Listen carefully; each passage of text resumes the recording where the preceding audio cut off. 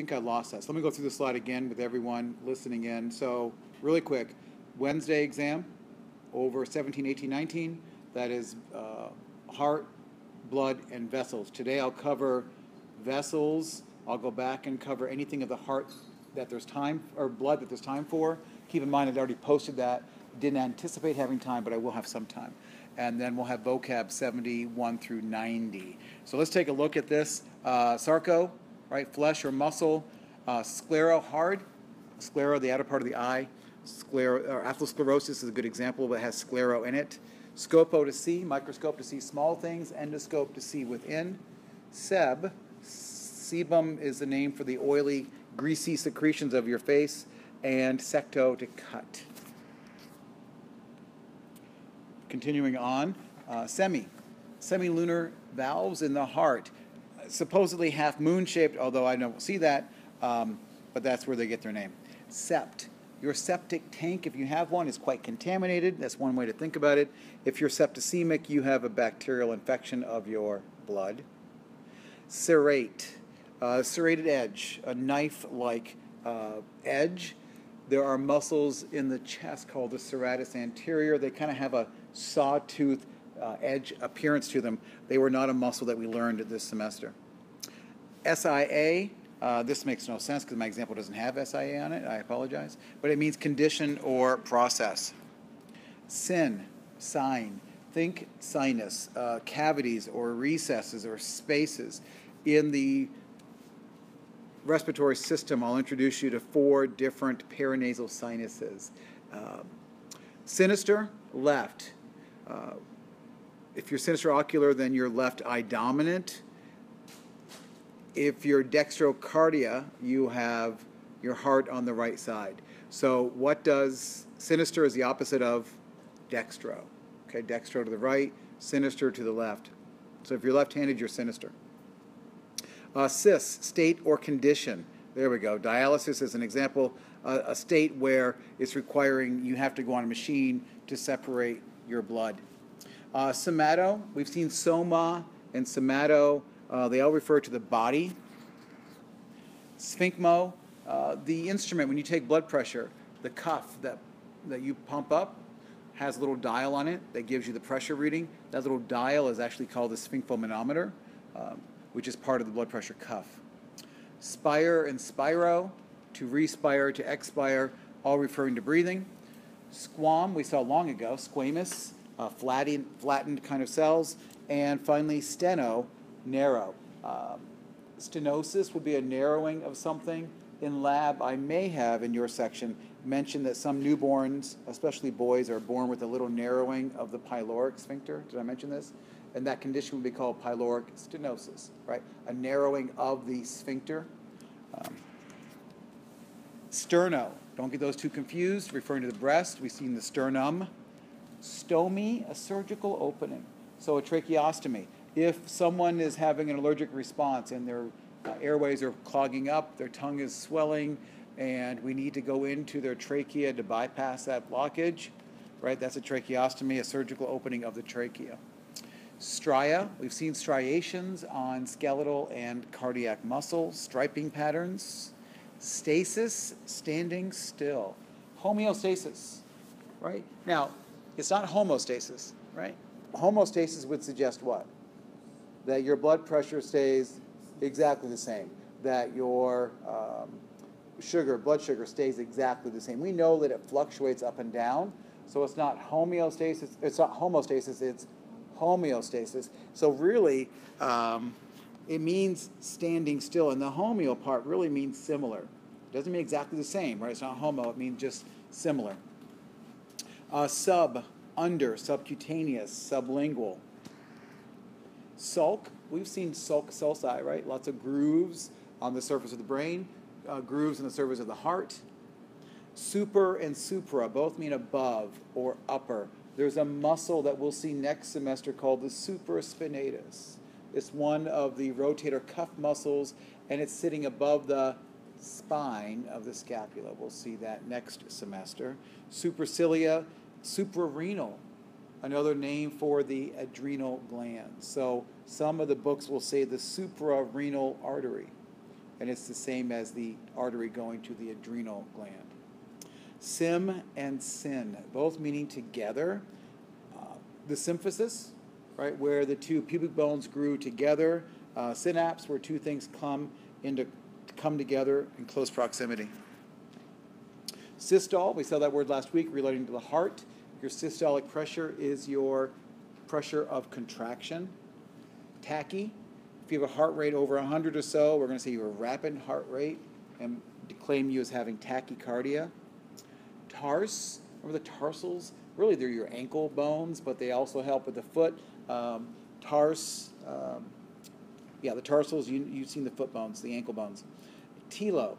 Telo was the last phase of mitosis, the last or the end. The telodendria were on the end of the axons. Tempo, keeping the time, right? Keeping the tempo. Tense.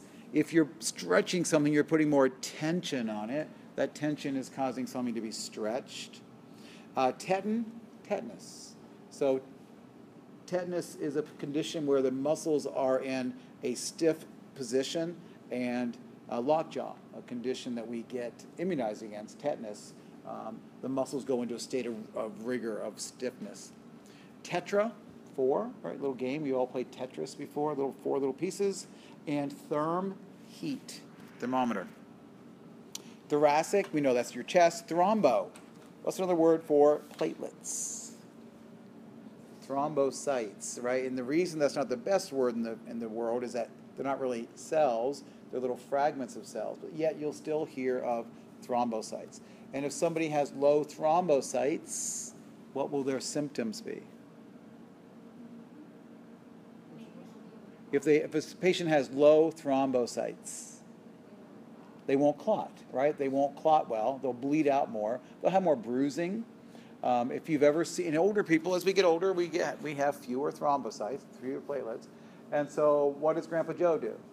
I mean, he's got bruises on the back of his hand, right? He bruises easily. And the reason is, every time we hit our hand on something, there are micro vessels that are going to break. And those vessels are going to bleak out and cause a bruising. And as we get older, we don't clot up as quickly. So there's more of that bruising that occurs under the skin of the elderly. Plus their vessels are just more, the skin is thinner, there's less fat. A lot of reasons why they bruise more easily. Tomy and tom both mean to cut or to incise. Think an appendectomy. You see the omi on the end, to cut into the appendix or remove the appendix. Tonic, we saw hyper and hypotonicity a long time ago.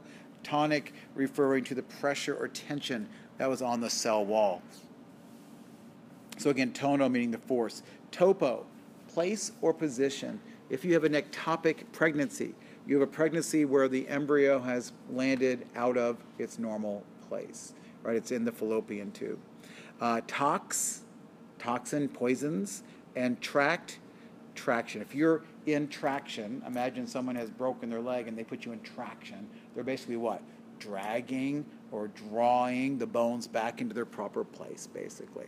So that puts us through the test, right? Is that correct? 71 through 90 and 71. We go up to tract and we go back as far as fill. Fill to tract on exam number 5 on Wednesday. Okay, I'm going to start with the blood vessels because I've got to get through this presentation, and then there will be some time. This is actually chapter 19 for you, and at the end of this there will be a few minutes for sure for me to go back and hit some highlights of the blood chapter. So chapter 19, I think this picture looks very blobby on the bottom of the page, and it's going to be past the blood. It's the last thing before respiratory. Thank you, 187. Okay, 187, the bottom of page 187, we'll pick up with that. Do you agree we've been through the heart chapter? And blood, we got started a little bit last time. I didn't know that I would have time to go over it. I will have some time. I may not get through all of it today, but I will get through a fair amount of the blood as well. Hopefully you've had a chance to listen to that. How many people have already started? I know there's been some people who have already started their quiz for this test. I've seen a few, starting. And homework. Have most people done, hopefully, the heart homework? okay? And hopefully most people have at least looked at the blood homework, and you're waiting now to do the last one, do the vessels. That's my hope, right? Make sure you get those homeworks done and then tackle the quiz. There's also an assignment, I think it's due tomorrow, or today, the Vita Body Tour. Did you like that? Okay, it's only a 7-minute, it's a 7-minute video. Awesome. It's a 7-minute video with 5 questions. It's not terribly long. It's one little video and then 5 or 6 questions. Make sure you open it in Chrome. Yeah, Chrome is the place to go. But it's a brand new product from Pearson. No one in the country has seen this yet. You're the first students in the country to play with this. So take a look at it and let me know what you. I think there's a lot of really good information in there. So I think you'll enjoy it. So I'd appreciate just your informal feedback at some point. Okay, so here we go. Chapter 19 on blood vessels. Again, I hope you're going to kick back and say, you know what? He talked about that already in lab. And so your big thing, what you're listening for in this presentation is the comparison of arteries and veins. You've named them or are learning to name them in lab. Yes, I'll have a couple name that artery, name that vein on the test, but that's not the majority of the exam. This part of the exam is more about how are arteries different from veins. Location, purpose, shape, size, all the structures. So let's go through this. So we know that blood vessels carry not just blood, right? But when they carry blood, they're carrying oxygen, they're carrying nutrients, they're carrying the waste products. The heart is the pump that pushes these products around in our blood vessels. And collectively, the heart and the blood vessels form a closed loop system. Right? There's no leak, right? You're not leaking blood out someplace. So in a normal situation, this is a closed loop system, and blood is continuously being pumped to and from all of your tissues. Every one of your 75 trillion cells must have access to oxygen and nutrients, and every one of your 75 trillion cells must get rid of waste products. And the cardiovascular system is very important in that process. But even though it is a closed loop system, I don't want you to think of this as being a rigid set of tubes. We've talked a little bit about the sympathetic and the parasympathetic nervous system. And you know that when the bear is chasing you, that more blood goes to your muscles. And you know that when you're relaxed, that more blood is going to your digestive system.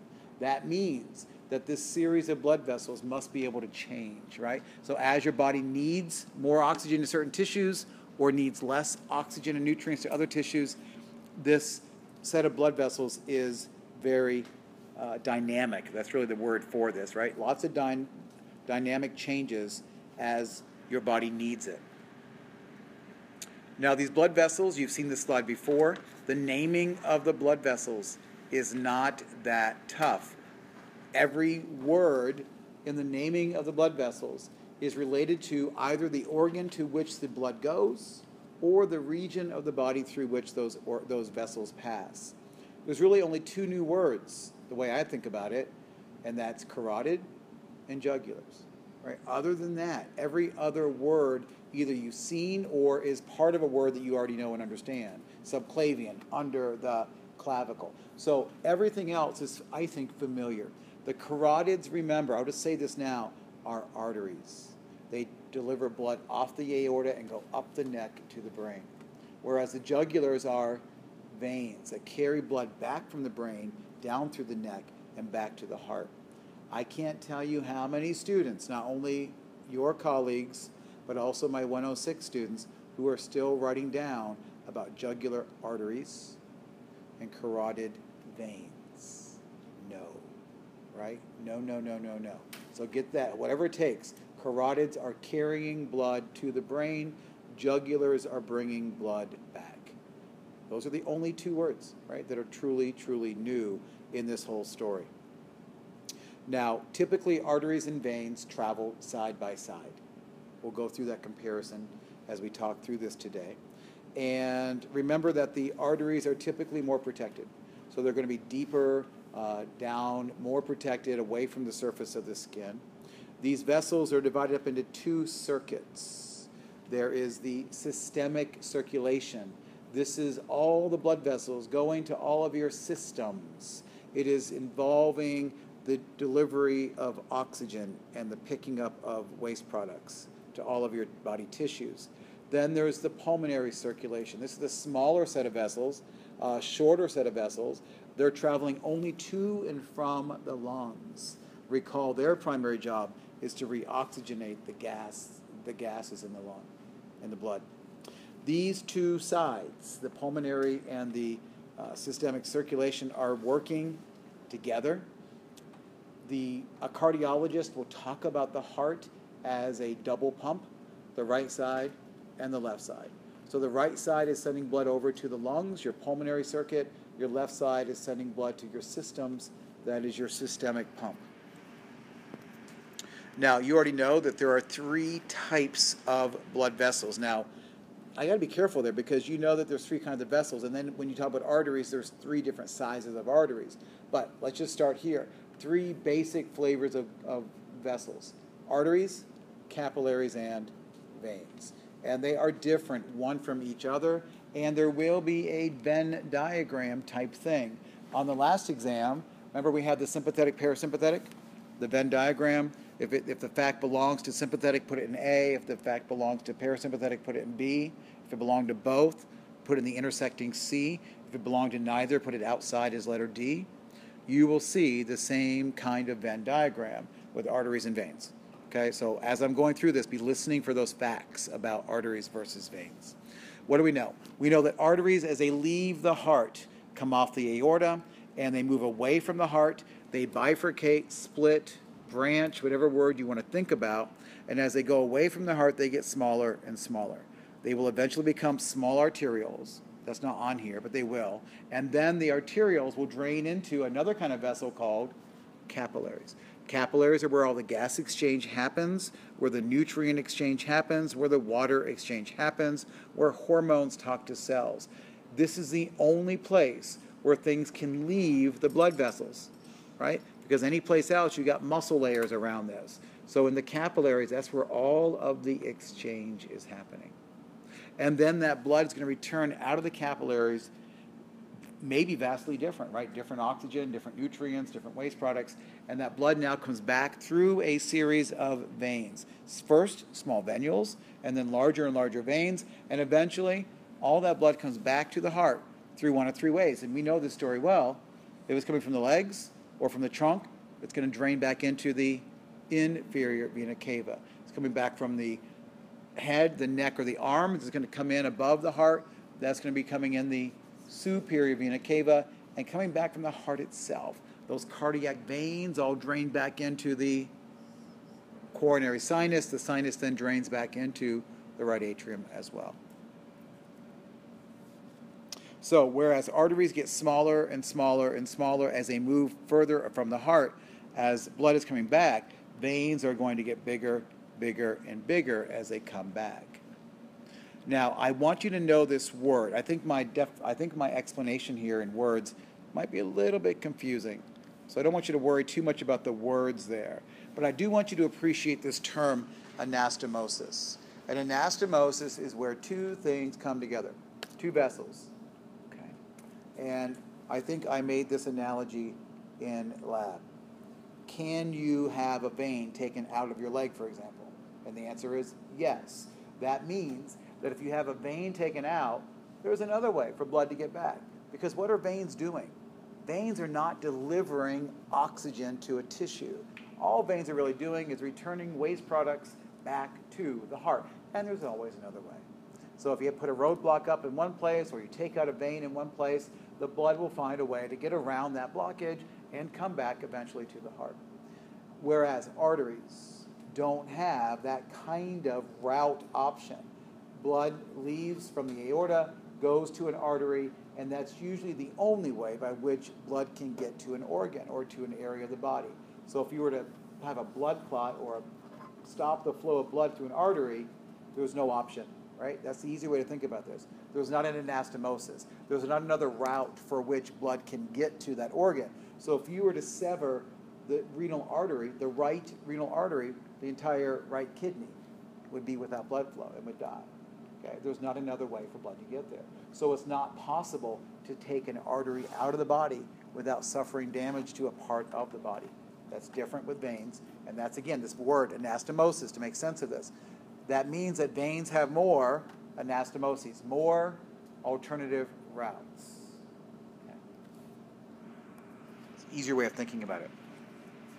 I also introduced to you, didn't spend a lot of time on it, that blood vessels have or are composed of layers. The outer layer, they're all called tunics, and the outer layer is the tunica, sorry, the inner, where am I going to start? Inner layer is the tunica intima, or the tunica interna. You've got to imagine this. This is, as blood is passing through a vessel, as the red blood cell looks around, what does it see? It's going to see a layer of epithelium. It's only simple squamous, so it's one layer of cells, flat cells. And that nickname for that one layer is the endothelium. It's the same thing. So if you hear the word endothelium, it's referring to the simple squamous epithelium that is found within, right? Endo, within the vessels. That's the only place you hear about the endothelium. Okay, it's inside a blood vessel. Then there's the tunica media. Well, let me go back. So endothelium on the inside of blood vessels. Epithelium is what we have on the outside, on our body, right? It makes sense? Or on our lining our gut tubes. Mesothelium. Meso means in the middle. What have we talked about that's sort of in the middle, shrink-wrapped layers inside your body? Pleura, pericardium, peritoneum, right? Your serous membranes, they're sometimes called mesothelium. Mesothelium. So endo, meso, and epithelium. And remember what I told you, epithelium comes from all three germ layers. So now you tell me. Epithelium comes from the ectoderm on the outside. Endothelium must come from the endoderm, and mesothelium must be derived from the mesoderm, that middle layer. Okay, so that's, these names all start to make sense, hopefully, as we think about these things. So now going to that middle layer, the tunica media. Tunica media. This is going to be where the muscle is found. And this is smooth muscle, right? We don't have control over this muscle. This is involuntary smooth muscle. And this is the muscle that's going to squeeze or relax. That's going to bring more blood to my muscles when I'm scared and running from the bear. And it's going to send more blood to my digestive system when I'm more relaxed. Right? So this is where the control is, this tunica media muscle layer. Finally, the outer layer is the tunica externa. You will sometimes hear tunica adventitia. I will introduce that term adventitia in the next chapter. That word doesn't make sense to you yet. As I recall, I don't use that word this chapter yet. But you might see tunica adventitia come along. You'll know that it's the outer layer. It is the outermost layer. It is composed of fibroblasts, cells, that have made collagen and elastin proteins. And this layer is going to help anchor and hold your vessels to wherever it is they're traveling, and is also lined with another set of vessels called the vasa vasorum. So there you see vas. In the V's of our vocabulary, vas means vessel. So the vasa vasorum is vessels of the vessels. And in the pictures, I'll show you that in the outer layer of the blood vessel, there are small blood vessels themselves. And why do blood vessels need blood vessels? You would think to yourself, oh, there's blood traveling through the vessel, so why do they need their own supply? Remember that the blood is only touching the endothelium. There's still muscle, and there's still these fibroblasts around the outside, which themselves need to be nourished. So those cells need their own little micro blood supply. So it's really kind of cool that blood vessels have their own blood supply. It seems counterintuitive in a way. It's kind of like the heart having its own blood supply. You would think at first, oh, there's all this blood pumping through the heart. Why does it need its own blood vessels? Well, because the blood's simply going through the center of it. The muscle around the outside of the heart needs its own blood supply. Same kind of correlation. So here are some facts. And there's a table coming up that will put all these facts in the same place. Number 1, in arteries, tunica media, the muscle layer is the thickest. Don't memorize this stuff. Just make common sense out of this. Why must the media be the thickest in an artery? Arteries are, we know, under greater pressure. To maintain that higher pressure, you want a nice, strong, muscular vessel. If the muscle layer was weakened, then what could this vessel do? It could burst or erupt or bubble out. And what do we call it when an artery bubbles out and weakens or even bursts? An aneurysm, right? You don't want an aneurysm. And what kind of vessels get aneurysms? The ones under highest pressure. So, aortic aneurysm, carotid aneurysm, right? Renal artery aneurysm. Those are the big ones. Those are the ones that are under the greatest pressure. So those are the ones that over time will slowly crack, break, and bulge. And if that aneurysm blows, right, it could be death or major, major, major problems. So we want a nice, thick muscle layer. Veins, as we will see in pictures, do not have that thick muscle layer because veins are not under a lot of pressure. So they have a very wimpy muscle layer. You'll see this next week after the exam, but next week in lab, when we're dissecting the hearts, you're going to see just how muscular the aorta is, and I think you'll be equally impressed at how wimpy the inferior and superior vena cava are, right? Veins. They are very, very flimsy. They tend to collapse. Not very impressive at all, actually, when you look at them. You're picturing this tube, right, coming into the heart. It's really very kind of scary when you realize how flimsy it is. So that's artery versus vein when it comes to their layers. The tunica externa is the thickest layer in veins. Then, and I showed you this in lab, if I had an artery and a vein sitting side by side, on the outside, their diameter would not look much different. What I would notice is that if I looked at the two vessels, one of them will look more muscular. And that more muscular one, the one that's more round, is going to be the artery. The vein right next to it will tend to be a little bit flatter, not quite as plump looking. Okay, so the lumen, if I cut into an artery and a vein side by side, let's say I cut into the femoral artery right next to the femoral vein. On the outside, they are going to look essentially the same diameter. On the inside, however, the artery would be far more narrow. And that also is going to help keep the pressure up, isn't it? Because the smaller the lumen, along with that thick muscle layer, is going to help maintain that pressure that's necessary for arteries to send the blood from one place to the next. Number 3 or 4. The lumen of the vein would be bigger. Okay, it's much more flimsy. Arteries have more elastin than veins. Again, arteries are under greater pressure. Elastin is what gives arteries their stretch. It's what allows you to feel your pulse. So that stretchiness is necessary in arteries and is not something you experience in veins. If you're going to take your radial pulse, that is the pulse going down your radial artery, the one that comes down along your thumb side, right? The veins are what's more superficial. They're not pulsating. You don't see anything pulsating on the surface of your wrist, right? If you just touch those veins, you're not going to feel a pulse because the blood is not pulsing. There's not elasticity. There's no ebbing and flowing from the pressure.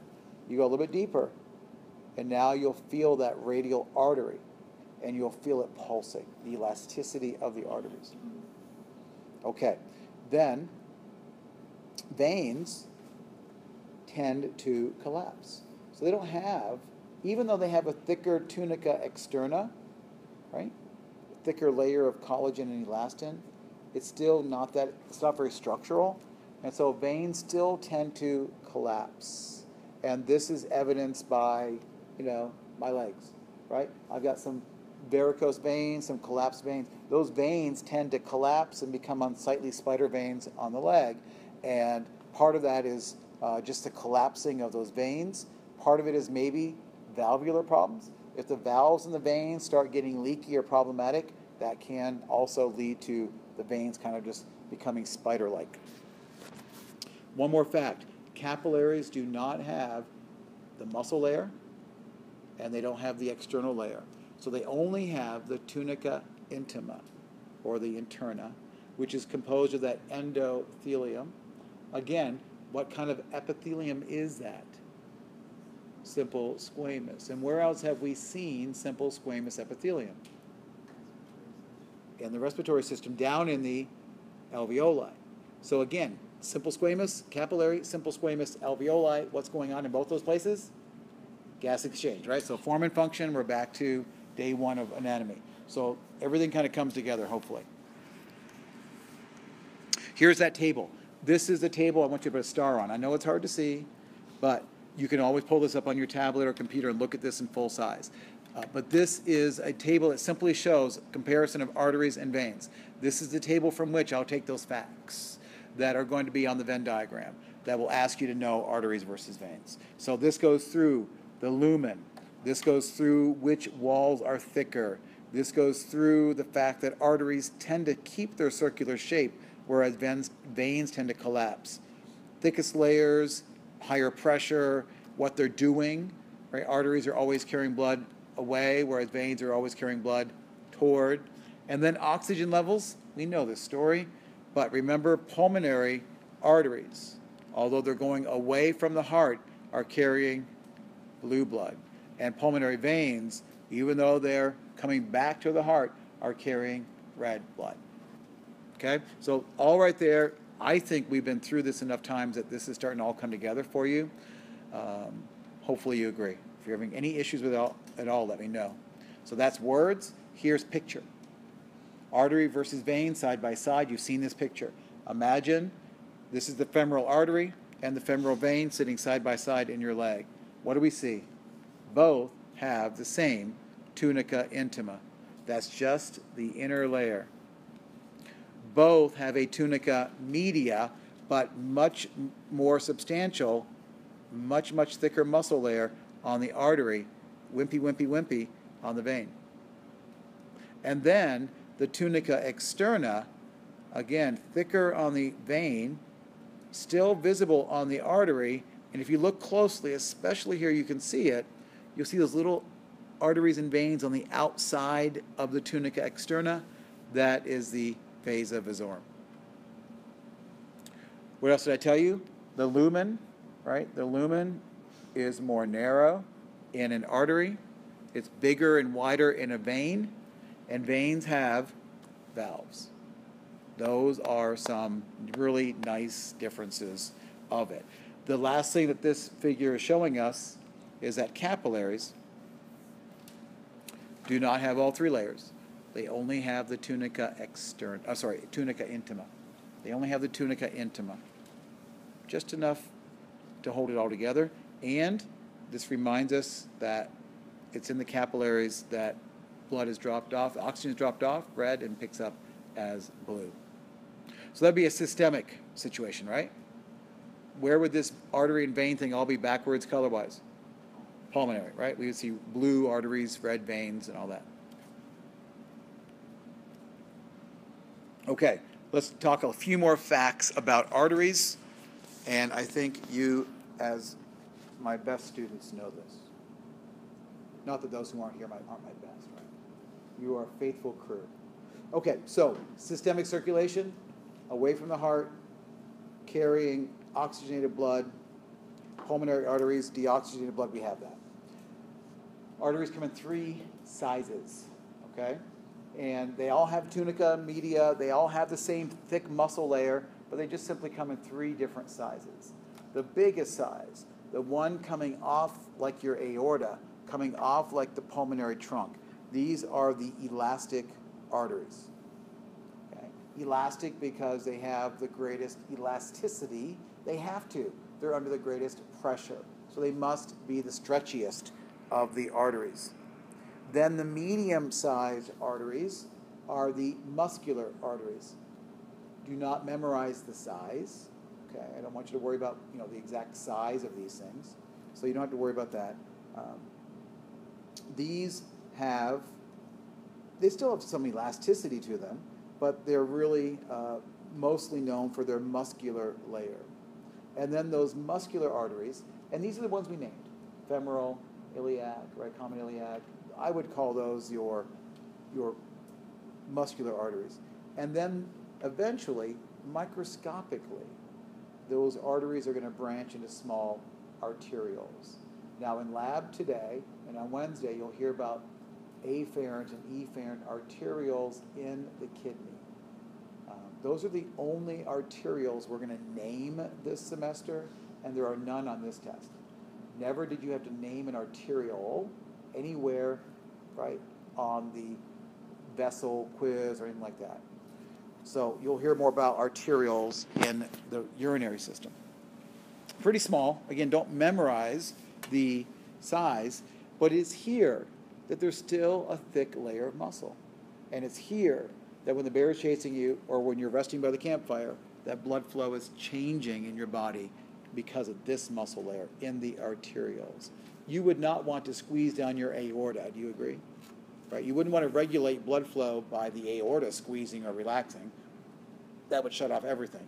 So we have a lot more control by this blood flow changing down here at these microscopic arterioles. I'm not going to ask you about histology on this test, but let me just, so I'm not going to ask you to label this, but let's take a look at just the middle image. And if there was a pointer going right here, right, and saying what's that layer on the inside, you would say that's the tunica intima. It's composed of simple squamous, nicknamed endothelium. If instead I was pointing to this middle layer, that is the muscle layer, that is the tunica media, and is composed of smooth muscle. And you see it's a pretty good amount of muscle. The outer layer, which has been stained blue here, that is the tunica externa. And this is a little bit deceiving. It would just be this much, okay? So it's not as thick as the muscle layer. And that is made up of fibroblasts that are making collagen and elastin. It's more like connective tissue on the outside. Okay, so that's just a quick viewing of an artery, but I will not be asking you to identify these under the microscope or on a PowerPoint. So we've been through the three types of arteries, the big elastic arteries, down to the medium-sized muscular arteries, down to the small arterioles.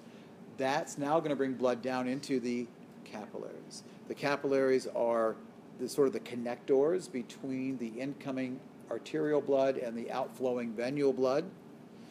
Very thin, right?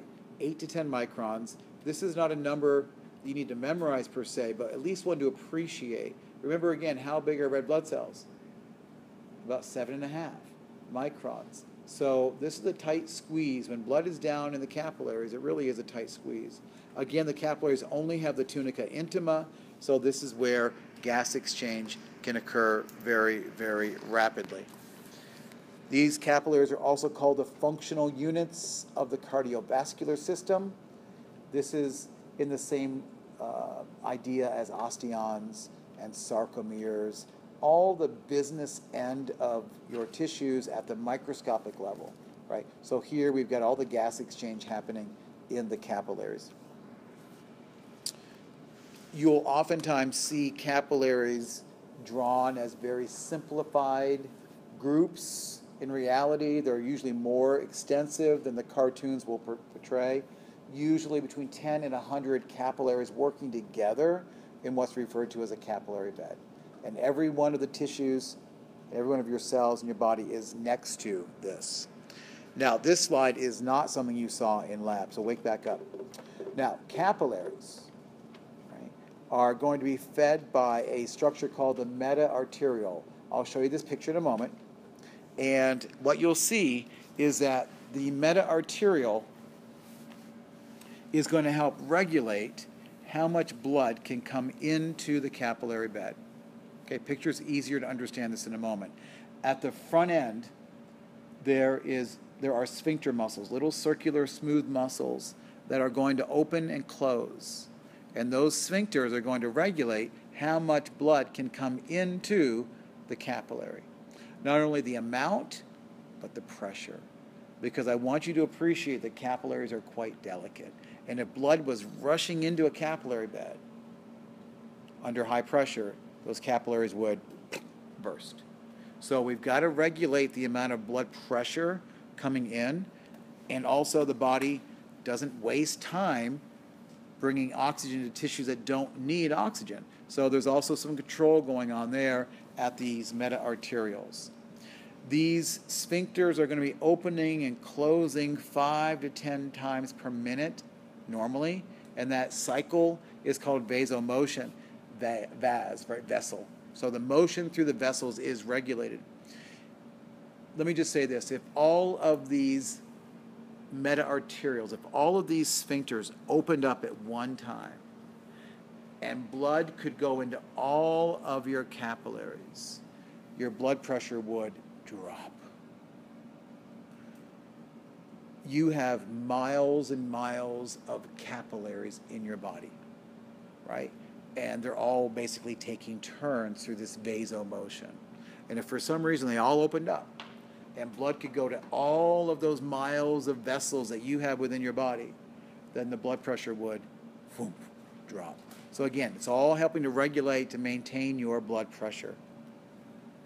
So here again is a simplified capillary bed. We're only seeing a few within this. You saw this picture. I'm going to show you the meta-arterioles in a moment. Here's the blood coming in on the arterial side. It's bringing in red blood. In this particular schematic, the author, the artist, has left the external layer off. We are able to see the tunica media. When you look at this, you should recognize those fusiform shaped smooth muscle cells. So you're seeing the muscle layer. Blood is going to come in, but look what's up here. At the proximal end, at the beginning of the capillary bed, you see those little smooth muscle cells, and they're all kind of wrapped around, and those are those little sphincters that I'm talking about. They're going to be able to regulate, open and close, and do this little vasomotion dance. The little linker, let me change colors.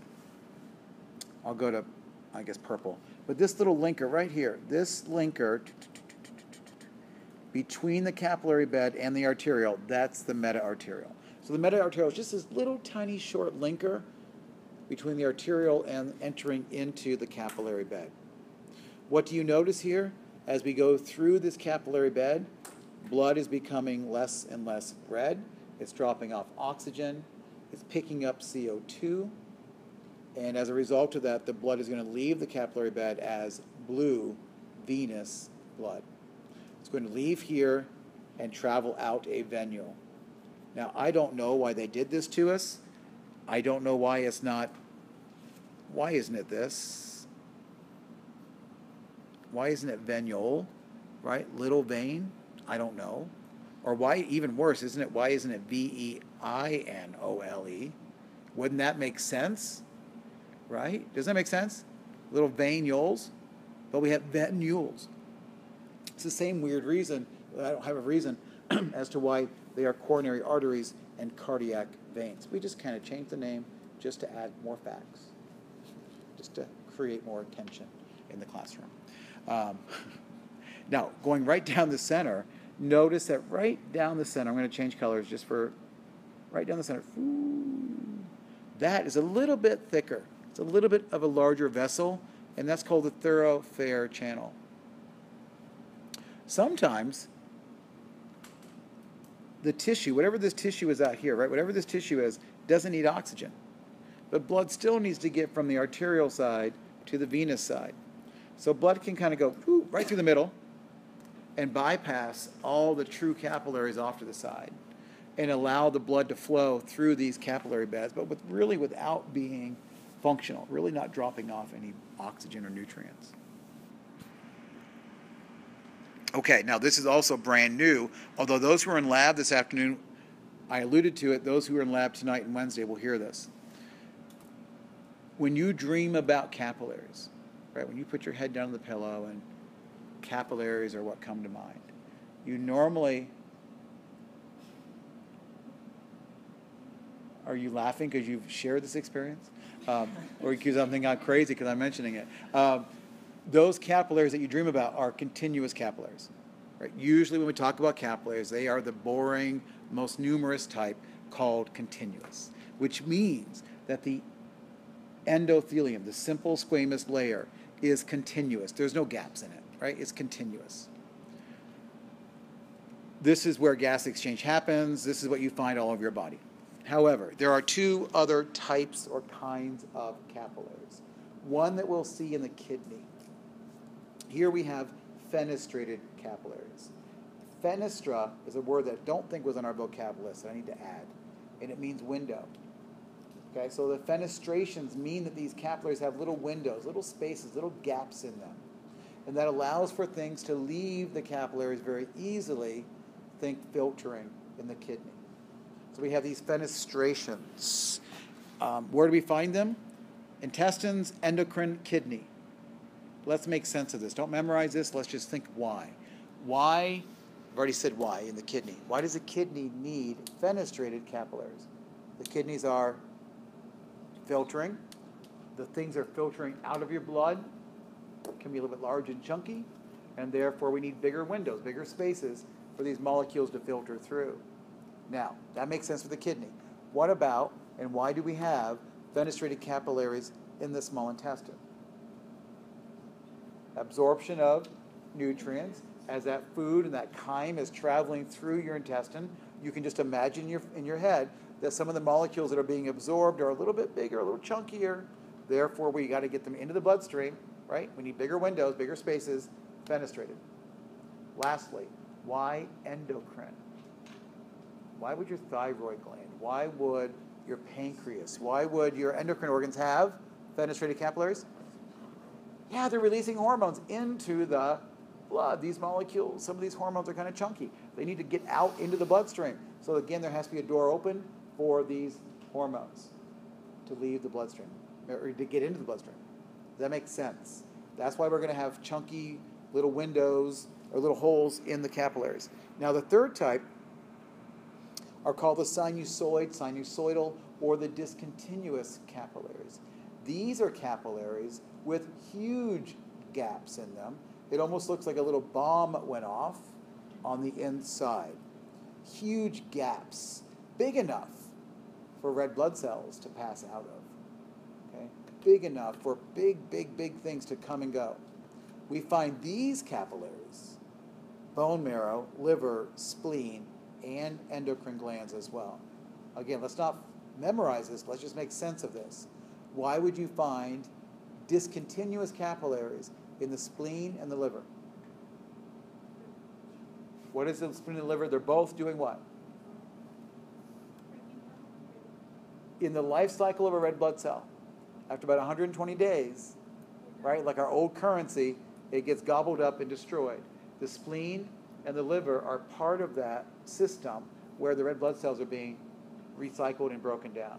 We got to get those red blood cells out of the general circulation and into the spleen, into the liver, for this phagocytosis to occur. So that makes sense, right? Big gaping holes for red blood cells. Why bone marrow? Flip it. That's where we're making these blood cells. They've got to have a way of getting into the general circulation. We got to have a big gate, a big door for these cells to get into the bloodstream. And then endocrine glands, again, they need big holes. A lot of hormones traveling and talking to each other. So this kind of makes sense. Do you agree? Here's a picture. Remember that, I always say remember, and that tells you not to memorize the numbers. But I want you to appreciate, let me put it that way. I want you to know, appreciate, that a capillary is only about 8 to 10 microns across. A red blood cell, 7.5. Right? So again, you see that that red blood cell is taking up the vast majority of the diameter of that capillary. On the left-hand side, continuous. No gaps, right? The simple squamous epithelia are touching each other. As gases leave out, as water moves, it's having to squiggle through or between the cells. In the middle, fenestrated. You see the little holes. Those little holes allow for filtering, for example, at the kidney. And then finally, boy, big old discontinuous or sinusoidal capillaries. And red blood cells are able to get out quite easily. Okay? 3 types of capillaries, and you should appreciate why they're found in the different tissues. Okay, now, so we bend down to the capillaries. Now we're coming back through the veins. You can picture them. They're draining the blood back from the capillaries. They're eventually draining that blood back toward the heart. We've already said that they're wimpy. Their walls are relatively thin. Their lumen is quite large. They are carrying deoxygenated blue blood. The exception, of course, pulmonary veins. Blood pressure here is quite low. I'll finish up our talk today on vessels. We're talking about blood pressure a little bit. But the pressure here is very, very minimal.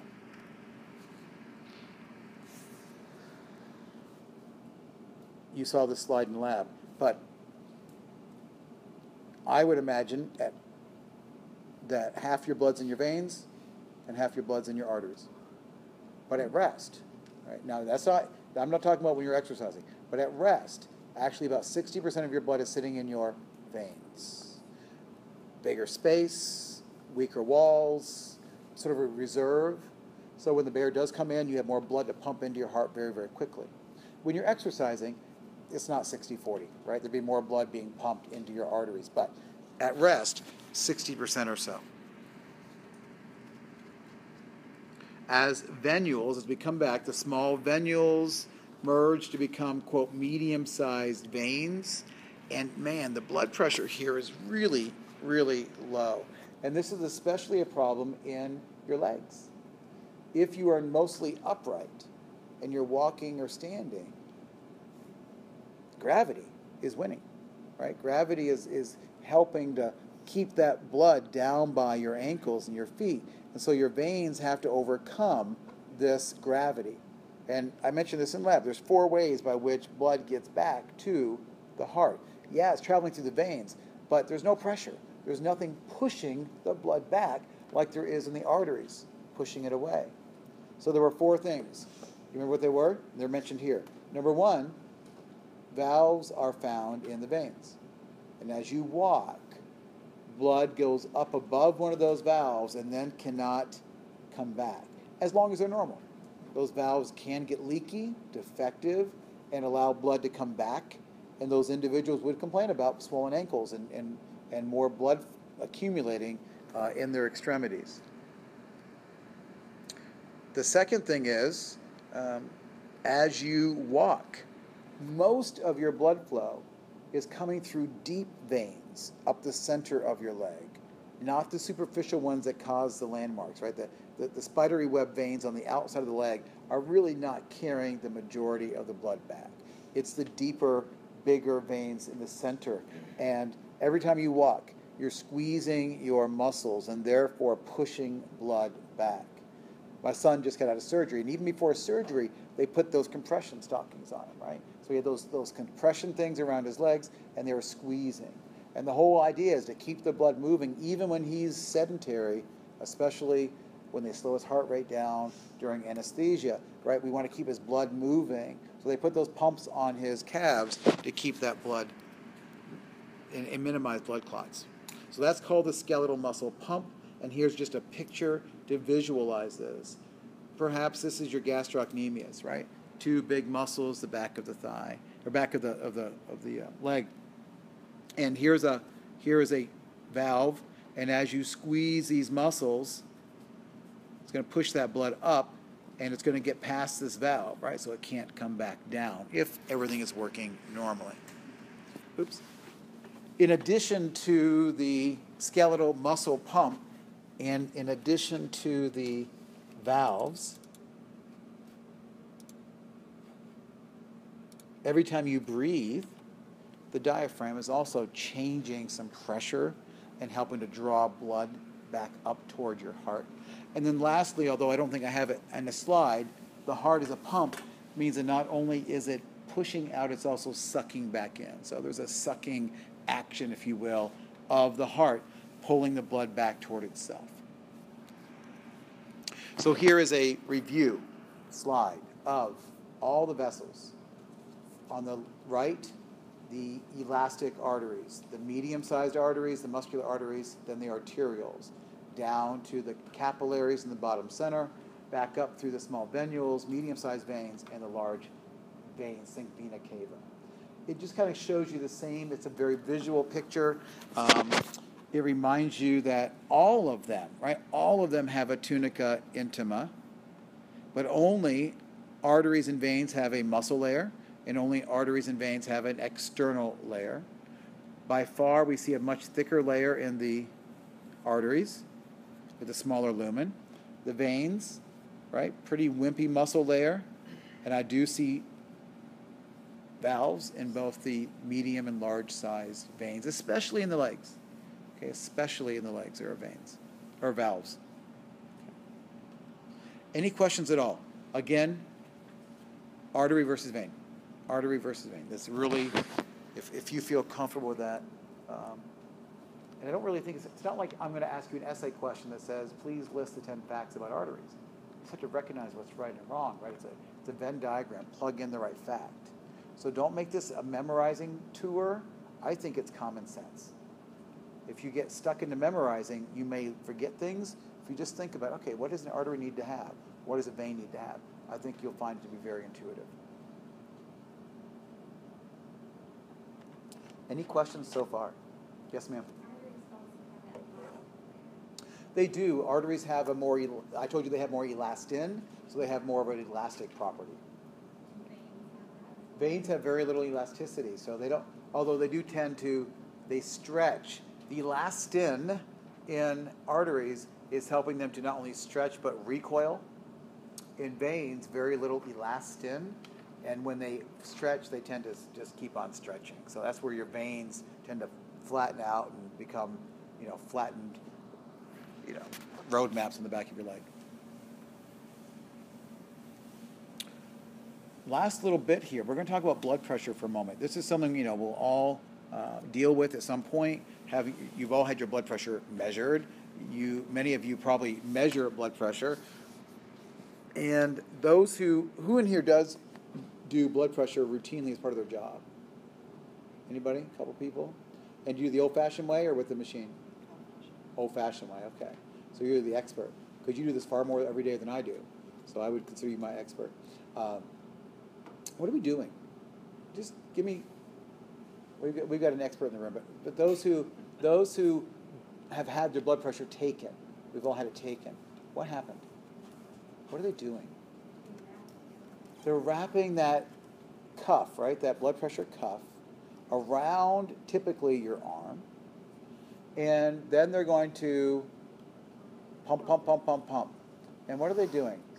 Squeezing and trying to block off the blood flow through, in this case, the brachial artery. Now, if you did it around the leg, femoral artery. If you did it around, the wrist, the radial artery. If you go to Walgreens or you buy a little home blood pressure kit, you're taking your blood pressure really at your wrist, right? Those little wrist kits. So we can do this in a number of places. You could quite accurately measure your blood pressure by putting the cuff around your carotids.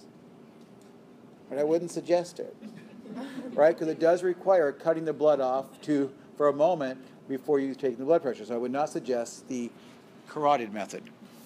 But you could get a great blood pressure, and then you'd be dead, but you'd have a great blood pressure. Now, what are we doing? We're measuring the pressure on the inside of your vessels, specifically your arteries. And we're measuring it in units of millimeters of mercury. That's the same measurement that newscasters talk about atmospheric pressure, right? It's still millimeters of mercury. The little blood pressure cuff, you need three things to measure your blood pressure. You need the cuff itself, you need a stethoscope, and you need that little pressure gauge, and that's called the sphygmomanometer. So you got the sphygmomanometer, the cuff, and the stethoscope. You're measuring two numbers. There's a systolic and a diastolic. We know enough to figure this out. Systolic is the pressure on the vessels when the heart is contracting. The diastolic is the pressure on the vessels when the heart is relaxing or not contracting. We're going to say that an average is 120/80, systolic over diastolic. On the bottom right, if your pressure is over 140 on the top or 90 on the bottom, consistently, we're going to call you hypertensive, high blood pressure. Of those two numbers, which one would you be most concerned about for your long-term cardiovascular health if it were high? I heard diastolic from Zach. Bottom, diastolic. Why would you be more concerned? Let's put those numbers up there. In other words, are you more concerned that you run a blood pressure of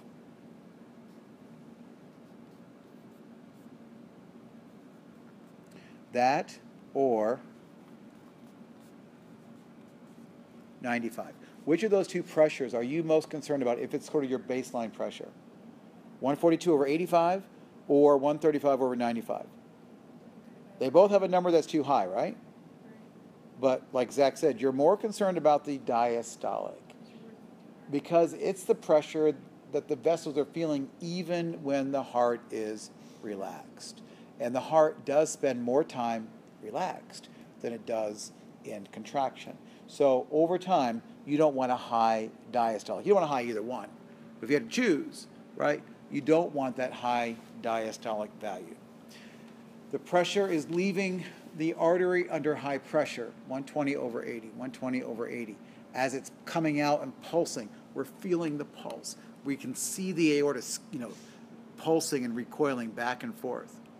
As that pressure goes further and further away from the aorta, what happens to the pressure? Eventually, it's going to go down. Okay, I'll show that to you in a picture in a moment. Anytime where there is a squeezing of an artery, that's going to cause what to the pressure? Up. Anytime a vessel were to open up, that would cause pressure to go down. So let's look at this diagram. On the bottom, aorta, arteries, think femoral artery, brachial artery, arterioles, then the purple is the capillaries, and then coming back, venules, veins, and the big veins, vena cava. What do we see? As the blood's leaving the heart, up and down, up and down, up and down. This is that 120/80. Notice that it's up and down, and even over here at the brachial artery, I've still got a pretty decent representation of the pressure. Right? It's not that far. From my aorta over to my brachial artery, there hasn't been that much distance, so the pressure has not dropped that much. As I go further down and I go through the arterioles, I notice that the pressure is much lower. And when the blood goes into the capillaries, it's no longer pulsing. Right? As you see, those two lines have come together. So when the blood goes into the capillaries, it's sort of just squirting in at a steady speed. It's not pulsing in under pressure. If it was pulsing in, you could potentially what? Damage those very delicate capillaries. So the pressure is much, much lower at the capillaries, somewhere a little under 40 millimeters of mercury. As it goes through the capillary bed, look what happens. It drops a lot lower, down to about 20 or so. And then on the trip back to the heart, look what happens to the pressure. It drops down to almost zero. So that's why, again, why veins need to have extra help getting the blood back, because the pressure is so low. So those valves, the muscle pump, the diaphragm squeezing, and the sucking of the heart are all bringing that blood back because there's no pressure. There's no pressure down here. So when you have your blood pressure taken, somebody describe it to me. Put the cuff around, brachial artery typically, squeeze, squeeze, squeeze, squeeze. It's a little uncomfortable, right? They don't stay there very long, but the idea is to get the pressure up over your systolic so that you completely block the flow of blood through your brachial artery. What's your ballpark? Where do you aim to stop? Depends, yeah. Normal patient? 140-ish. Oh, You're very kind. Yeah, 180 at the highest, right? So Yeah. 180, right? You've gone well above what you need at 180. Okay. If I know, yeah. Right now, if they walk in and you know that they run high blood pressure, right? Then you got to go up higher because you have got to overcome their systolic pressure.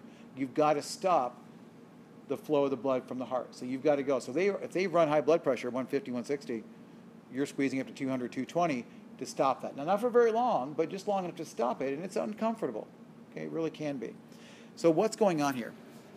So you block the flow, and then slowly release the pressure. As the pressure comes down, the person has a stethoscope in your antecubital region, right?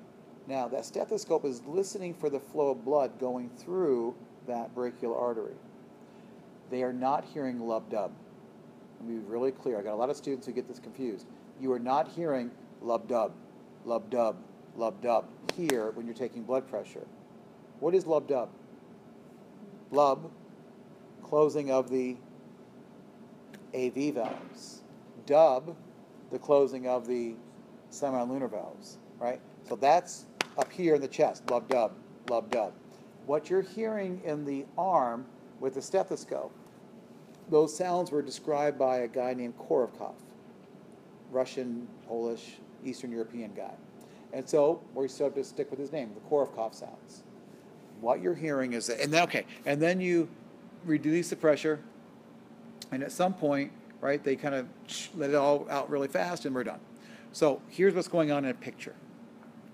You got the cuff on, and you have completely blocked the vessel. So the vessel's squished, right? Completely squished. You slowly release that pressure, and at some point, some blood will start pushing through the brachial artery. Korovkov said that when blood is going through an obstructed vessel, it makes this sound. Credited to him. So the first sound of Korovkov represents, the first sound you hear represents their systolic pressure. Because what it basically means is that now the blood pressure cuff and the heart are about the same place, and blood is able to go through the brachial artery. As you continue to release that pressure, blood is still not flowing through perfectly well. There's still some restriction to the flow of blood. And as long as the flow of blood is somewhat restricted, Korovkov sounds will still be heard. It's really the sound of the blood kind of pushing up against the vessel as it's closed. At some point, you will hear no more Korovkov sounds. The reason is the vessel is now completely open. So you've reduced the pressure, blood flow is restored. When blood flow is completely restored, you no longer hear the sounds. So you hear no sounds when the vessel is blocked. You hear no sounds when the vessel is completely opened. You only hear these sounds when it's partially obstructed. So the last sound, as the sound disappears, we call that, or refer that to the diastolic pressure. Make sense? Okay?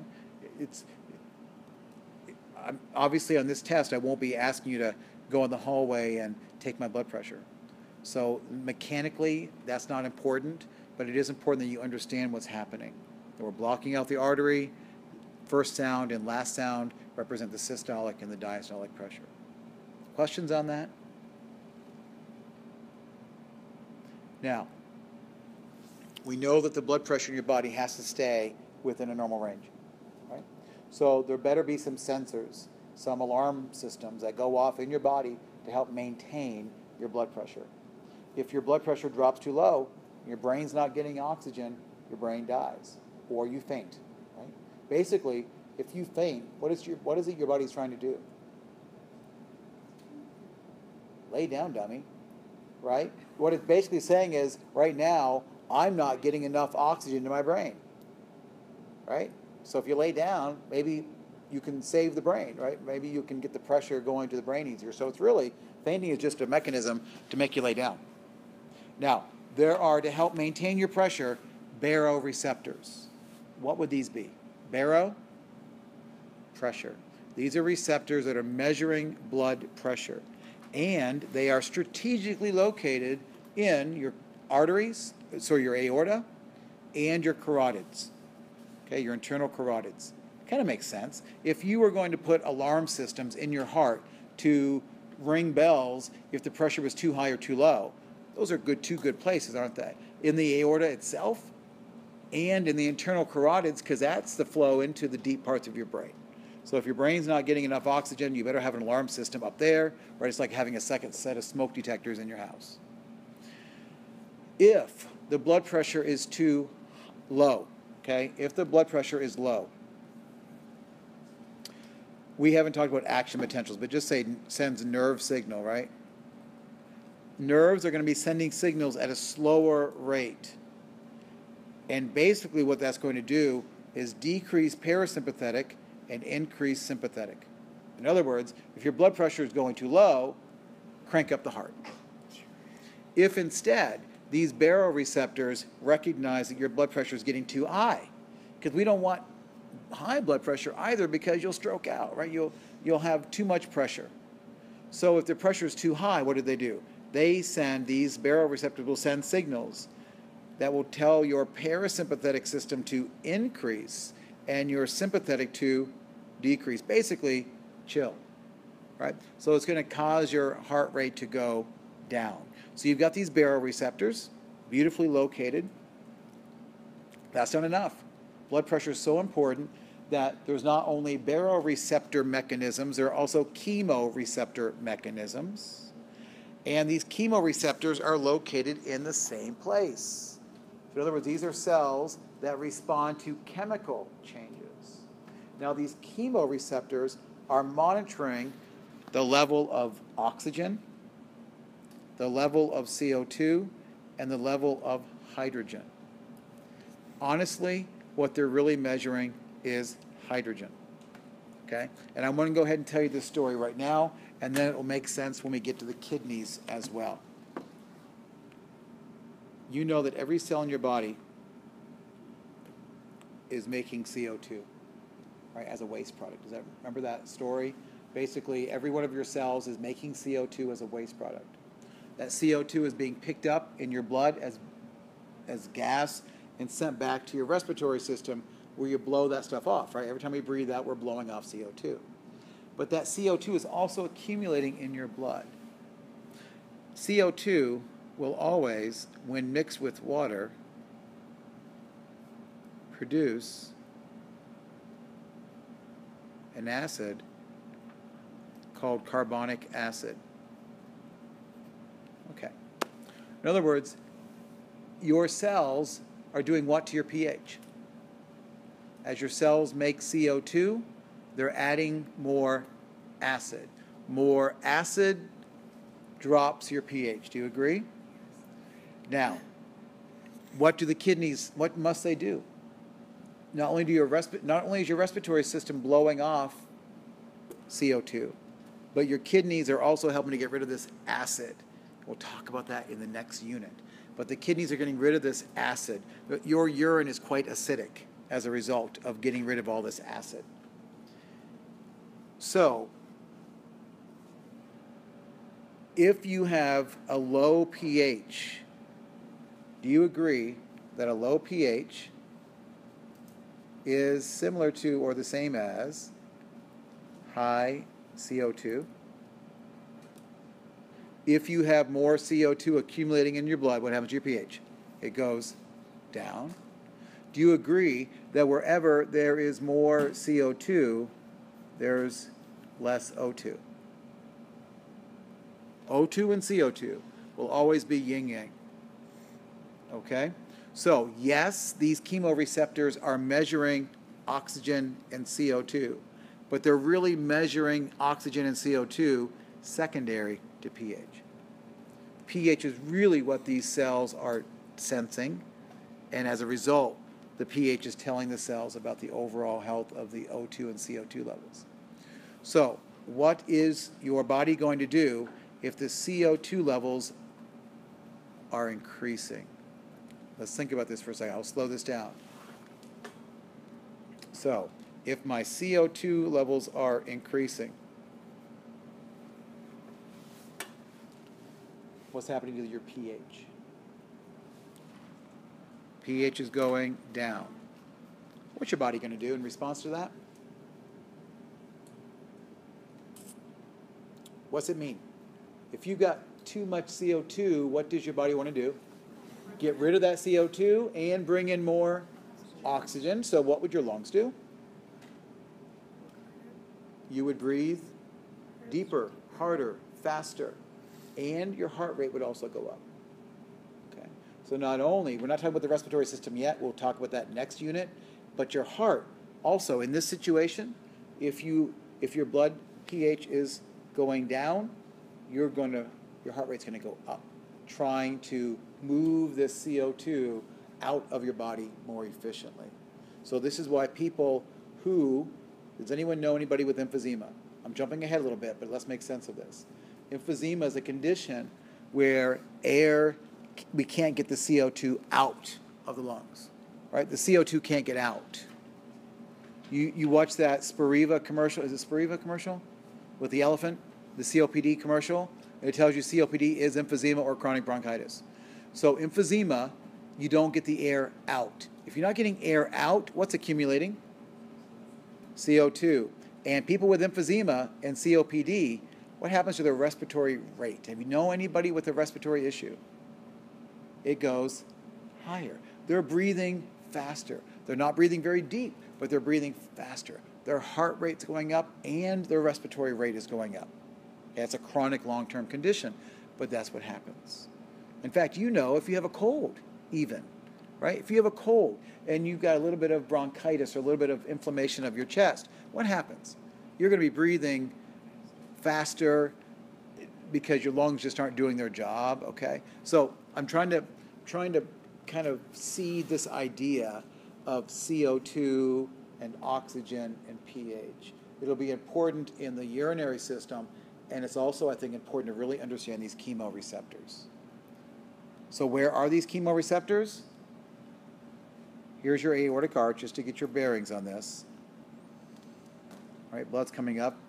Here we go, up out of the heart. So they're sitting there. There are cells just sitting there in your aortic arch that sense this pH change. And they're also up here. You recognize this is your carotid, common carotid going up, and your common carotid is what? Internal and external. So they're in your internal carotid.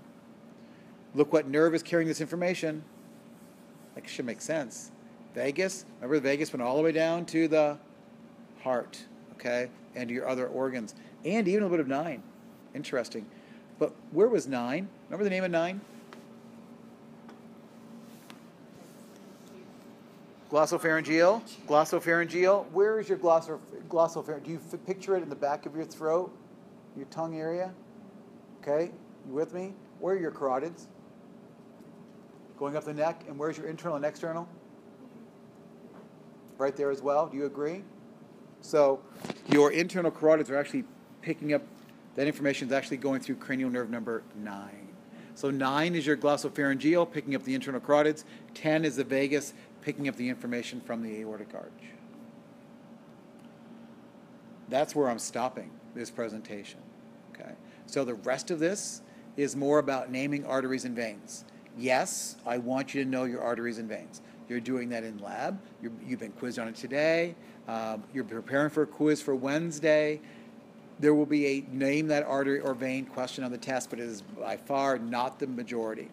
As you go through this, it just reminds you there's an arterial man and a venous man coming through here. It reminds you of some different arteries and veins. If we didn't do it in lab, you don't need to know it here. Fair enough? There is one picture I just lied. 2 or 3 slides ahead. This is just a cartoon of what a bypass surgery kind of looks like, or perhaps what can be done if someone has a blocked coronary artery. So this, we see in this picture that there's a block, right, an obstruction. Now this is not a complete obstruction. You can still see there's blood flow going through it. So this person did not have a full-blown heart attack, right? But they're maybe having what kind of symptoms? Chest pains, and we would call that, based upon my lecture, angina. Remember, angina was the partial obstruction, and when they're exercising, they might feel pain. Then they take a vasodilator, it opens it up, blood flow is restored, they think they're okay. So let's say this person had some chest pain. They go in. they're very lucky. They find this partial obstruction. Now we have the technology to do something about it. So what are the options? No longer just pop a pill and vasodilate. Now we can go in and do what? We can go in with a little balloon catheter, go into that obstructive area, blow that little balloon up, push that plaque back to the edges, if you will, and open that artery up. While we're doing that, we can also put basically some chicken wire in here, and that little stent will kind of keep that thing open. Thirdly, if it's really bad, different surgical options, they can actually do a bypass. So what do? Remember, this is the blood that's leaving and coming around and going to the heart. They can actually do a grafted artery. They'll attach it to the aorta, go around that bypass, and just get around that whole problem. So they just circuit blood around it. Now, this grafted artery is not an artery. It's most often a vein. So we take a vein from the leg, one of those veins we can pull out, and stick it around the coronary bypass. Now, what might be the problem there? It's a vein, right? It doesn't have the same muscular properties. The good news is it doesn't have to be under the highest pressure because it's not going that far. But over time, these veins do tend to go bad. So there's about a 50%, the last time I checked, about a 50% failure rate within 5 or so years of these bypasses. So they have to be re-examined, right? Do it again. That's why the bypass is becoming less popular as the stents, right? Because they do fail, and that's becoming a little bit, I think if you look at it, the bypass are becoming less common, and now we're going in and doing the little balloons and the stents more. Okay, so the rest of this is just flow of blood through the body. We did not go up in the head, so you don't have to go there. These pictures were just there for completeness. And what else? So if we didn't go there in lab, you don't have to go there here. I do want to remind you, though, about one. Where is it? Let's talk about this just for a moment. Okay, I don't know what slide I'm in. Page 194. Okay. I want to talk about the hepatic portal system because this is important, and I keep going. I'm going to the picture. Here we go. You can read about the page or two before this. Now, what we see here is the gut. So stomach, food's coming down the esophagus. We make that chyme.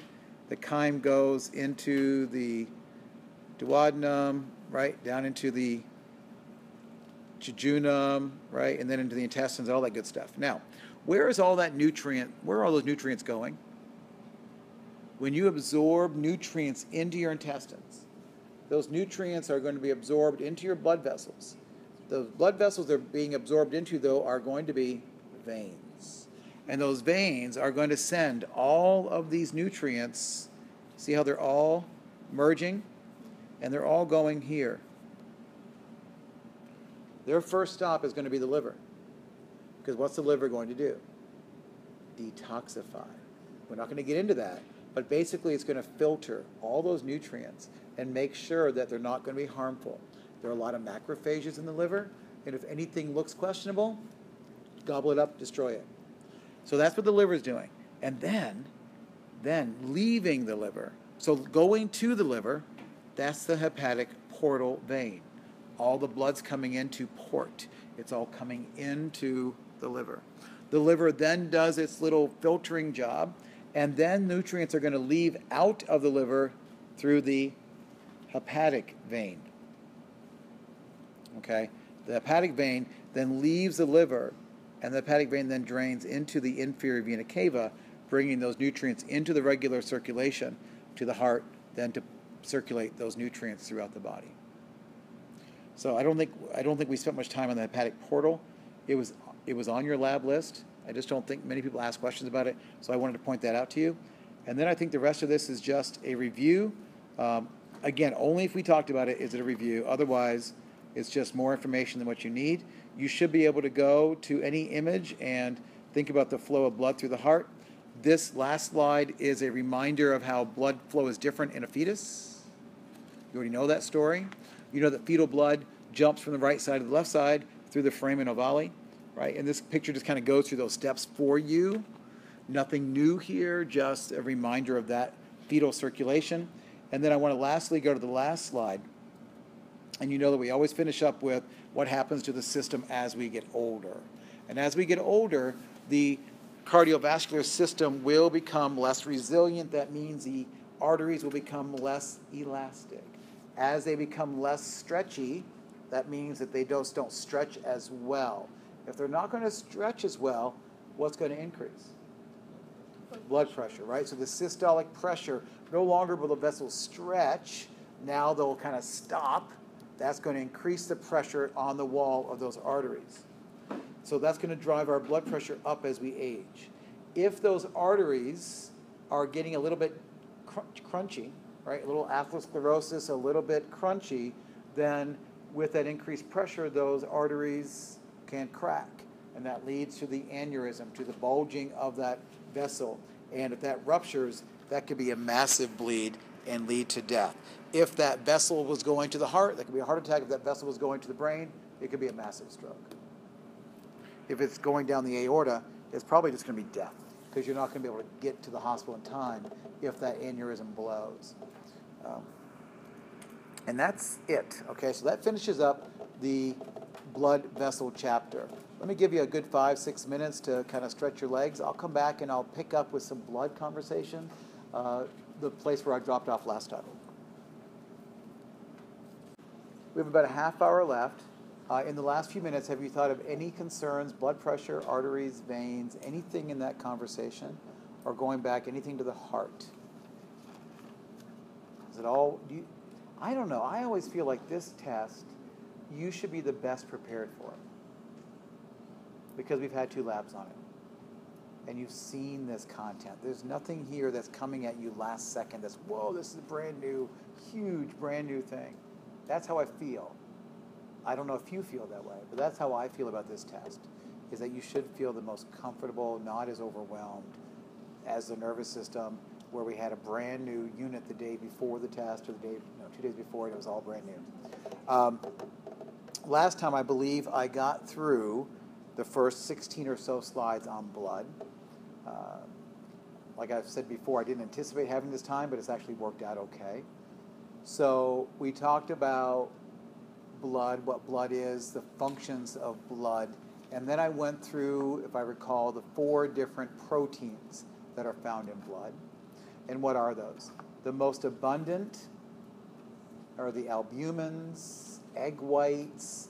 They are helping to regulate fluid movement into and out of your blood. The second largest group of blood proteins are your antibodies. Here they're called the globulins or the immunoglobulins, but those are your antibodies. They're the second largest group. When we were thinking about blood typing, and you look at that picture of the guy getting the wrong blood type, and you see those little yellow slingshot molecules in the blood pictures, those are the antibodies. Number 3 was fibrinogen. Fibrinogen is made by the liver and is floating in your blood all the time, and that protein is soluble, meaning it's dissolved. And the thing is that once you cut a blood vessel, enzymes are released, and that fibrinogen is cleaved to actually become a smaller protein called fibrin. Fibrin is your blood clotting protein. It is the one that's going to create the meshwork into which platelets and other blood cells are going to clot, right? So fibrinogen, very important for blood clotting. And then the 4th wasn't a single protein, but a group of proteins simply called the regulatory proteins. It's the garbage pile. It's what, when you go down to the plasma center, if you donate blood to the plasma center, it's these regulatory proteins that really they're concerned about. This is the clotting factors and the hormones and the things that are in your blood in very low concentration that they collect, pay you for, and then pool from multiple patients and then sell for big top dollar for hemophiliacs and others with blood disorders. So that was where we got to so far. Let's continue with this conversation. I got 20 minutes, and let's see how far I get. I think I'll get through all of it. If I don't, we'll still be better than not having done any of it.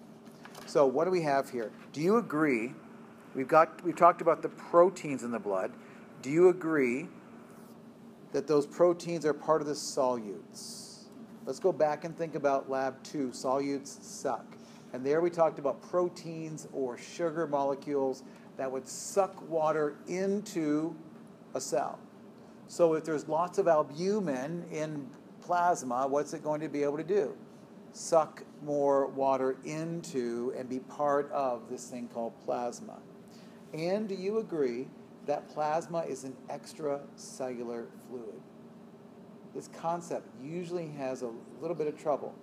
Do you agree that plasma is outside of cells?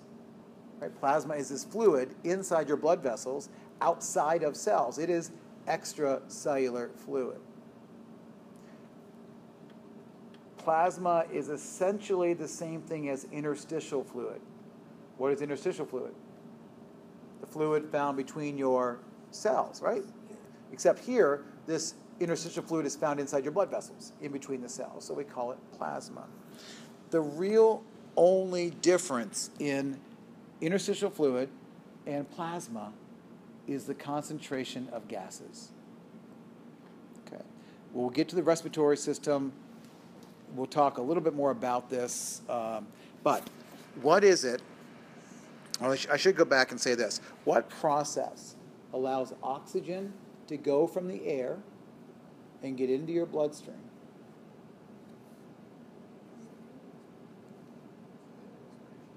It's not respiration. Respiration is the process by which we get air into our body, yes. But what process do you think dictates the movement of oxygen from the air to go into your bloodstream and hop a ride on hemoglobin? And we're back to lab 2. And the answer is diffusion. Okay? The movement of oxygen from the air, from your alveoli, from your lungs, jumping over into your capillaries is based upon diffusion. Now remind me what diffusion is. The movement of higher concentration to lower concentration. So what does that tell you about oxygen? Oxygen must be higher in the plasma, okay? In the plasma, and then when it goes to your tissues, that oxygen jumps off and goes to your cells, doesn't it? So that means that the oxygen must be higher in your plasma than it is in the interstitial fluid. Turn it around. CO2 jumps a ride back. CO2 is being made by your cells. Therefore, CO2 is higher in your interstitial fluid and then jumps a ride back and takes a ride back because it's lower in plasma. So really the only difference in interstitial fluid and plasma, the only appreciable difference is the concentration of these gases. And that's what allows gas exchange to happen in the alveoli. Now, this table, I got a few of them throughout my presentations now. This one, there's nothing new here. Again, if you just like tables, you can stare at everything. So I've got all this information spread on like 5 slides. And here it is all in one table. So it just reminds you that plasma is 92% water, it's 7% proteins. Those proteins are albumins, globulins, fibrinogen, and regulatory proteins. And everything else that's dissolved is like the electrolytes, the nutrients, the gases, and the waste products that are traveling through the plasma. So it's nothing new here, just in a table for you. Now, the last of this presentation really is to dive in a little bit more about the different formed elements. That is, let's talk about the red blood cells, then let's talk a little bit about white blood cells, and then finish this up with platelets. So we've talked about what blood does. We've talked about the stuff that's dissolved in the plasma. We've talked about plasma itself a little bit, and the water, and now we're going to talk about the cells, the formed elements that are found in blood. So by far, the most numerous formed element in your blood are the red blood cells. They account for more than 99% of all of your formed elements. Their job, simple, carry oxygen. That's all they do. They carry oxygen, and they carry some CO2 as well, but they're carrying the gases. Then there are white blood cells. They are your leukocytes. They are totally different. They're relatively rare. They only account for 0.01%. There's not that many white blood cells in comparison. Their job is not at all to carry oxygen. Their job is to help with your immune system. So these are the cells that are making antibodies. These are the cells that fight off bacteria and viruses and fungi. And then finally, you've got platelets. And these are little fragments of cells made, all of these formed elements are made in your bone marrow. And the platelets are very important in blood clotting. So some numbers, not many, but a few. And the numbers that you need to know are all on this table. So, erythrocytes, very uniform in size, about 7.5 microns. You've seen that number before, you're going to see it again. You've seen that red blood cells can change their size. And we're back in lab 2. You saw cells undergoing crenation, where they could shrink, or cells that could blow up a little bit. So you know that these cells are flexible. But an average normal red blood cell is about 7.5 microns. How long do they hang around? 120 days. That's another key number. They hang around for about 4 months. So once they're formed, they float through your blood, they carry oxygen for 4 months. Once they're gone, or once they get about 120 days old, what happens? They go to the liver, they go to the spleen, and there they're broken down. We know already from lab that the number of these red blood cells is going to be higher in men than it is in women. Another way of saying that is that men will have a higher hematocrit than women. Okay? Men will have more red blood cells per drop of blood. Now, how does this compare with white blood cells? Question. My fiance's dad needs way too many blood cells or way too many iron. Too much iron? Probably too much iron. Yep. So he has to donate his blood. He has to be bled. Yeah, he has to go bleed. Yeah. So, and what's his condition code? I don't remember. Cytohemochromatoma. Oh, I'm slaughtering it. Yeah, but just too much iron. And he has to bleed himself of the iron. So he has to give transfusions or be bled on a routine basis. Hold on. I'll show you where the iron pops in here in a minute. Okay? Hold on. Very good thought. White blood cells.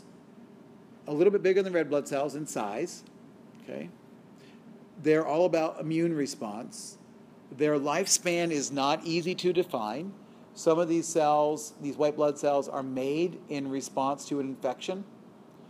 Does anybody know why these cells are called white blood cells? They're not white under the microscope. They're not white. Now, red blood cells are red, right? Hemoglobin makes them red. But white blood cells are not white under the microscope. They're called this because when you get a cut and you have some pus, that pus are the white blood cells coming to help you. So some white blood cells are made in response to immunological response. So they're short-lived. They're made and destroyed. And then other white blood cells are making antibodies for you for years and years and years. So there is no easy number here. Hours to years for the lifespan of white blood cells. The numbers, 5 to 10,000. That's like nothing compared to millions, right? So millions of red blood cells compared to 5 to 10,000 white blood cells per microliter of blood. Then platelets, they're about 1/4 the size of erythrocyte. They're going to hang around for 8 to 10 days. And their job is to help with blood clotting, and their numbers are in the low hundreds of thousands. So I do want you to have an understanding of the numbers, right? Appreciate red blood cells by far the most numerous, then platelets, and then white blood cells being the most rare. We talked about hematocrit in lab. Do you remember what I said? It's the percent of your blood composed of red blood cells. I just told you that guys have more red blood cells on average than women. That means that guys are going to have a higher hematocrit. I always remember, for the purposes of this course, guys hovering around 50%, right? So we've got somewhere like 42 to 56, but kind of hovering in the half range, right? 50% for the guys. The gals are in the low 40s. So 38 to 46. So somewhere in the low 40s on average. And again, the reason is testosterone. Testosterone drives up red blood cells. Guys have more T, therefore higher red blood cells. Guys have more muscle. That muscle requires more oxygen going to those muscles. And guys have bigger brains. And so the brain requires more oxygen. So those are 3 reasons, right? Testosterone, more muscle, more brain, that require more oxygen traveling through the blood. Is there a reason that their percentage window is wider than ours? I never thought about that. No, I never thought about that, but that's an interesting comment. So you're saying the guys have a 14% range and the ladies only have an 8% range. Yeah. I don't know the answer for that. That's a good observation. Now, I also told you in lab that altitude can change this. What happens if you go out to Denver today? What happens? Denver? it's higher altitude, there's less atmospheric pressure, you're not going to get as much oxygen into your lungs with every breath. As a result, you're going to breathe more rapidly, trying to get that oxygen in, and your body's going to respond by making more red blood cells. So if you go to Denver, your average hematocrit will be higher than it is when you're in Muskegon. It takes about 3 to 5 days for that change to happen, and then it'll slowly come back down when you come home to here. So a couple of facts about red blood cells. They don't have a nucleus. Okay? They don't have the ability of dividing and making more of themselves. They are always being made new and fresh in the bone marrow. They float around for 120 days, and then they're chewed up in the liver and the spleen. So they're not dividing. Okay? No nucleus. They do very well their job. They carry oxygen and CO2 very efficiently. Because they don't have a nucleus, they don't have a metabolism. Because they don't have a metabolism, they themselves are not using very much oxygen. So this is like the most efficient little oxygen carrier you can imagine. You've got a cell that carries oxygen without robbing the body of that very oxygen, right? So you're not using up the oxygen. The cell's not using the oxygen that it's carrying. Okay, they're biconcave in shape. What does that mean? Little dog bone, right? With 2 indentations. So that's the biconcave nature of the red blood cell. And again, there's that number, about 120 days in circulation, which means roughly 1% of all of your red blood cells are being destroyed every single day, right? So that's a lot of cells, right?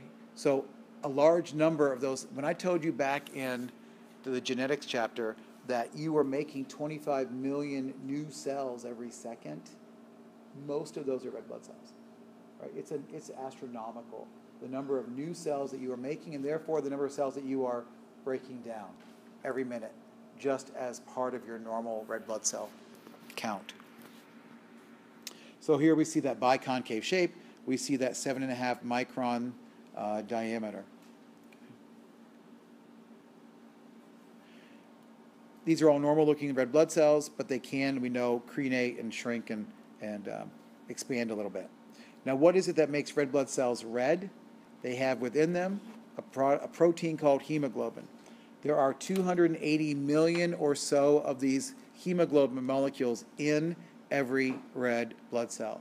The job of this protein is to carry oxygen, and when it is fully oxygenated, that hemoglobin is a pigment that burns bright red. This is what gives your arterial blood its bright red color.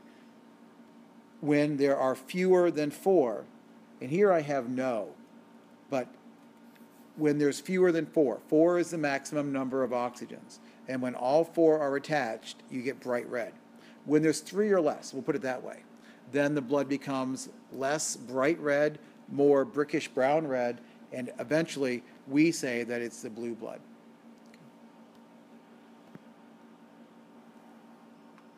Now you were asking Wendy about this whole iron thing. So let me try to give you a little bit of news there. Hemoglobin is a protein composed of 4 parts. Each of those parts is called a globin. Please don't get that mixed up with. It is not the same as a globulin. I mentioned that the second most abundant protein group were the immunoglobulins. Those are your antibodies. This is a globin. Okay? It still has a glob part of it. It's still a sort of a circular spherical protein. In a hemoglobin molecule, there are 2 alphas and 2 beta parts. Each of those parts has in it a heme group, and in the very center of that heme group is an iron. Okay, and it's actually to that iron that the oxygen binds. Let me just say this and I'll show you the picture. So without the iron, the oxygen can't bind. Okay.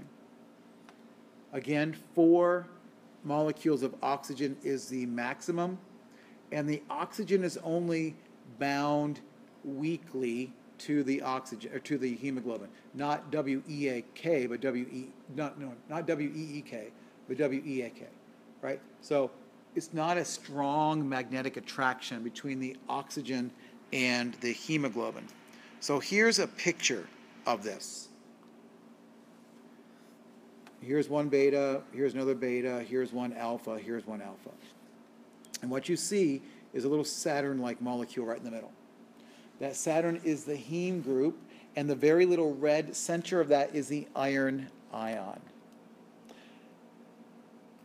If a person is anemic, that is, they don't have enough iron, they can't give blood. If you don't have enough iron, what would you not be able to make enough of? Heme, and therefore your body would not be able to transport oxygen very well. If you go down to the blood bank and you are anemic and you have low iron, they're not going to let you give blood. What else would be low? Your level of iron would be really quite correlated with your hematocrit, right? Your ability to make red blood cells, your ability to carry oxygen, the amount of iron in your body are all quite linked together. Iron, though, is toxic, right? The number one reason that why do kids' vitamins have lock tops on them, right? Gummy bears and Flintstones taste good. And the ones that have iron in them, kids will sit there and gobble them up. The ones that have iron in them are the number one reason for toxicity in kids. Iron is toxic in high amounts. So if your body is naturally making too much iron, we got to get rid of it. It becomes toxic. So for your family member, that is a situation where they're making too much iron. They have to be bled. Literally, they have to be bled, or they give blood often, and that bleeding gets iron off their body because it becomes toxic. No problem with hematocrit, no problem with making blood cells, simply too much iron, which becomes a problem. Okay, it's a toxic issue. So, if the hematocrit level is so low, is that what makes people that are iron deficient so tired? Yes. So if you are anemic or have low iron, you don't feel good. You don't have much energy. Again, your body can't deliver oxygen to the tissues. Yeah. So it's all connected. Iron, anemia, red blood cells, hematocrit, all connected. One big, beautiful story. Now, I told you about one condition. It looks like we're going to get through red blood cells. And then white blood cells and platelets, there's about maybe 10, 12 more slides that you'll need to listen to on your own, okay? But let me get through this red blood cell. So red blood cells, you know what they look like, right? Now, in chapter 4 or so, I talked about genetics, and I talked about one mutation that led to a disease called sickle cell anemia.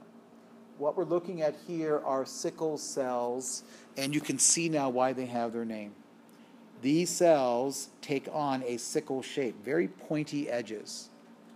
Now, what do we know about hemoglobin? 280 million molecules of hemoglobin per red blood cell. That's what normal hemoglobin does. It's inside the blood cell. It carries oxygen. But sickle cell anemia, that mutation, causes the hemoglobin to behave oddly.